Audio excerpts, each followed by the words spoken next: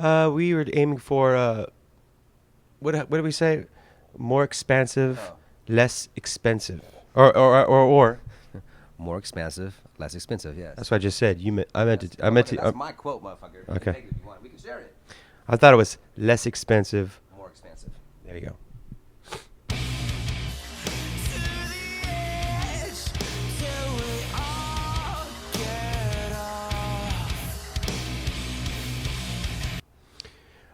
There's not really a theme, I think, behind the record. It's more or less just capturing a moment in time, and we had a few months, 3 or 4 months to whatever to write some songs for a record, and since I think we kind of give ourselves, we realize what making Diamond is, and we give ourselves, um, instead of having it such an open-end project, like, we'll be done when we're done, we kind of make a little time frame about when we want to do it. And when we did that with Diamond Eyes, it really worked. I think helped us really capture what we were feeling in that time, in that moment. And it worked really good. And now when I reflect on that album, I kind of see it, I hear it for that time, and it's really reflective of that. So we kind of took the same work ethic and kind of put it into making this record.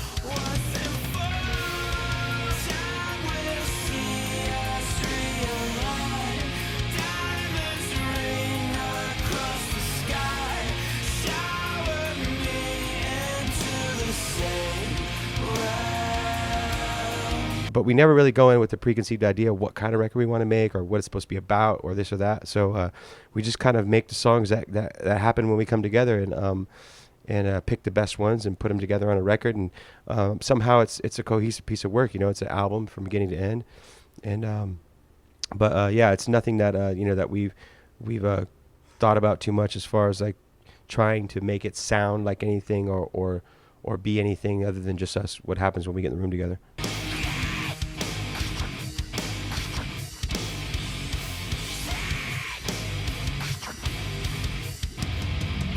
The term Koi No Yokan is actually a Japanese dialect, and it sort of similar to love at first sight or a premonition of love, something like that.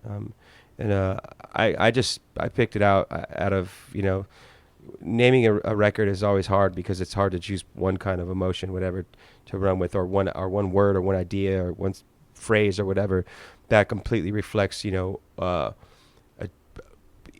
12 different songs or whatever, or not so saying that, not that I believe that Koi No Yokan does that completely, but it is a very optimistic sentiment, and it's something that's a little bit more just exciting and something like somewhat poetic, I think, that a lot of people haven't heard before. And I don't know, I think with the place we're at making records right now, it's like that's the way we kind of look at the music that we're making, and we're not trying to expel demons, and we don't have terrible lives that we just need to like complain to people about. We make music that's pretty much optimistic and about our love of life and music and women and whatever else, just being alive, really. When the coffin shakes and the need of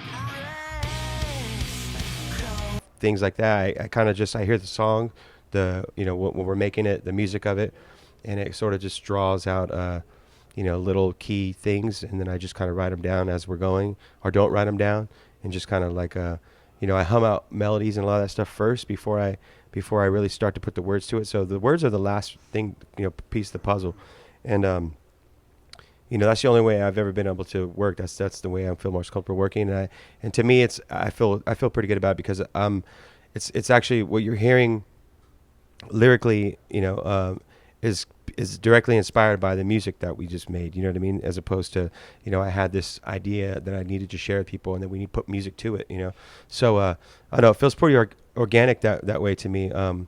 But the same with the music, I don't go in with preconceived ideas of it, so it's all kind of, happens in the moment, and I think there's something special about that,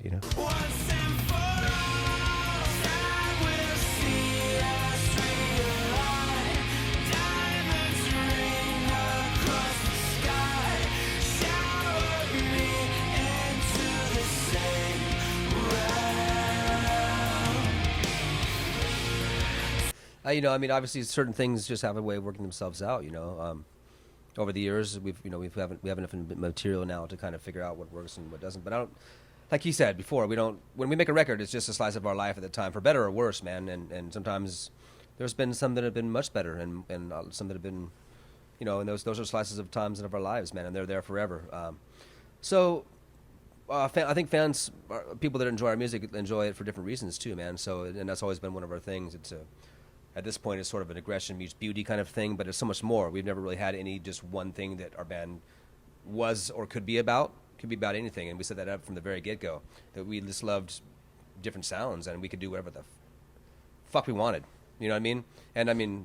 And to this day, you know, it's sort of it set us up to be able to do, you know, what we want. And there's people, so we were able to create a you know, pretty, dare I say, eclectic, but a plethora. A plethora, man. Would you say a plethora? A plethora of sounds. Yeah.